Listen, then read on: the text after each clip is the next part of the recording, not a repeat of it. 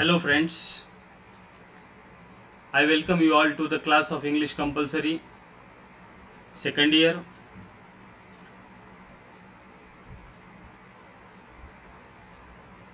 We have been dealing with the poem Love written by S.T. Coleridge.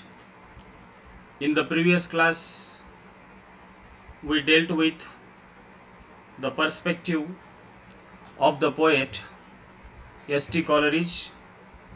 We came across his literary output. We came across his collaboration with the leading romantic poet William Wordsworth. We came across his most celebrated poems such as Rime of the Ancient Mariner, Kubla Khan, The Nightingale. S.T. Coleridge published volume of lyrical ballads in 1798 in the collaboration with William Wordsworth, and very beginning of this uh, very publication of this volume, lyrical ballads, is regarded as the beginning of romantic poets or romantic period in English literature. The present poem Love deals with the glorification of love. The theme of the poem is nothing but glorification of love. Dear students, it is the time to proceed ahead with the textual explanation of the poem Love. In this class, we are going to deal with first 8 stanzas of this poem. The poem Love consists 24 stanzas, and each stanza comprises 4 lines. Let us deal with the textual explanation of these stanzas one by one. In this lecture, we will deal with textual explanation of 8 stanzas. The first stanza: all thoughts, all passions, all delights, whatever steers this moral frame, all are but ministers of love, and feed his sacred flame. The second stanza is: oft in my waking dreams do I love over again that happy hour, when midway on the mount I lay beside the ruined tower. In the first stanza of the poem, poet thoughts,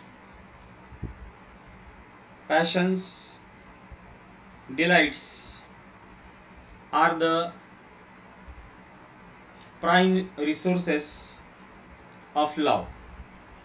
These feelings fill the human body, and the poet states that love is a sacred emotion. Sacred means holy emotion, which must be fed continuously. It does not change in the course of time.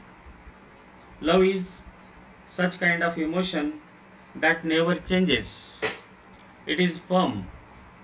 It is eternal. It is as good as pole star in the sky.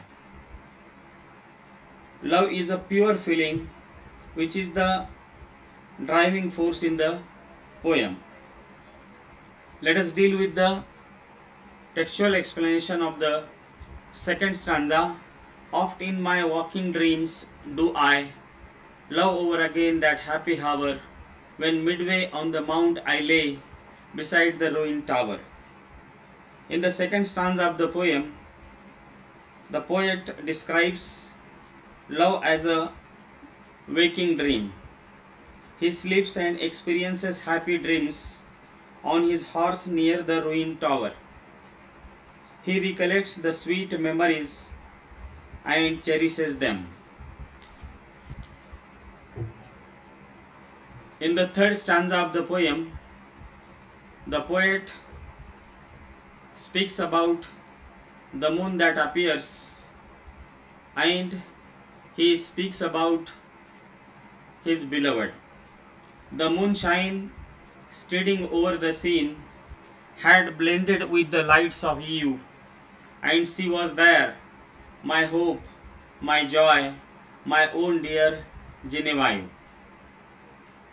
In the third stanza of the poem, the moon appears with the evening light, creating much beauty, and at this time, Genevieve, the beloved of the poet, appears, and she is a hope, she is a joy, and she is very dear for the poet. She leaned against the armed man, the statue of the armed knight. She stood and listened to my lay amid the lingering light.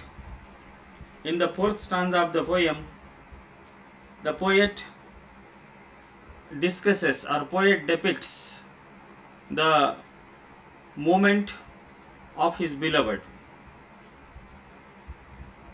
His beloved is described standing against the statue of a knight, listening to the poet's song. She is standing against the statue of the knight, and she is listening to the song of the poet. The poet or speaker in the poem narrates to her a story in verse of unrequited love between the knight and a woman. The woman rejecting the knight's love, Genevieve stands quietly, looking beautiful in the fading evening light, and listens to the story.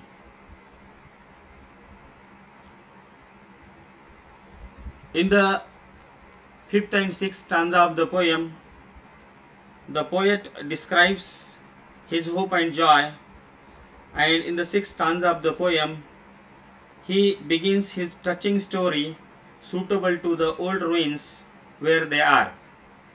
Few sorrows hath she of her own, my hope, my joy, my Genevieve. She loves me best whenever I sing the songs that make her grieve. I played a soft and doleful air, I sang an old and moving story, an old rude song that suited well that ruin wild and hoary. In the fifth stanza of the poem, the poet describes Genevieve as his hope and joy. The repetition of these words expressing his emotions. He repeats my hope, my joy, my Genevieve, means the repetition of these words expresses his emotions. Genevieve has no sorrow of her own. She is free from despair. The poet sings melodious song or sweet song for her to give her pleasure, but after hearing the song, she becomes sad and restless. The songs that make her grieve means initially she is very happy, has no sadness or no sorrow, but when she listens to the song of the poet, she becomes sad. In the sixth stanza of the poem, I played a soft and a doleful air, I sang an old and moving story, an old rude song that suited well, that ruin wild and hoary. The poet begins his touching story, suitable to the old ruins where they are. Let us come down to the seventh and eighth stanza of this poem. She listened with a fleeting blush, with downcast eyes and modest grace, for well she knew I could not choose but gaze upon her face. I told her of the night that o'er upon his shield a burning brand, and that for 10 long years he wooed the lady of the land. In the seventh stanza of the poem, she listened with a fleeting blush, with downcast eyes and modest grace, for well she knew I could not choose but gaze upon her face. In this stanza, he glorifies beloved's stance. She stands quietly and gracefully with lowered eyes, knowing that the poet is gazing at her face. He looks at her demure appearance and face continuously as he continues with his story in song. In the eighth stanza, I told her of the night that o'er upon his shield a burning brand, and that for 10 long years he wooed the lady of the land.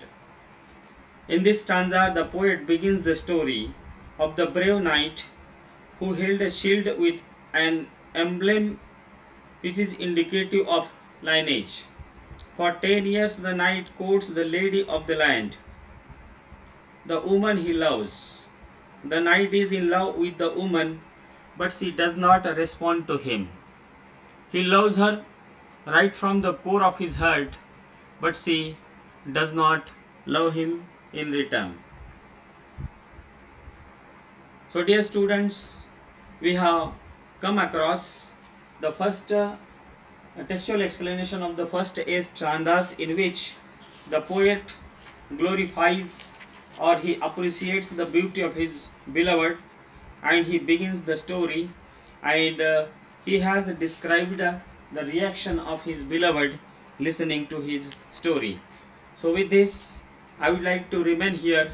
In the next video, we shall continue the textual explanation of the poem in sequence.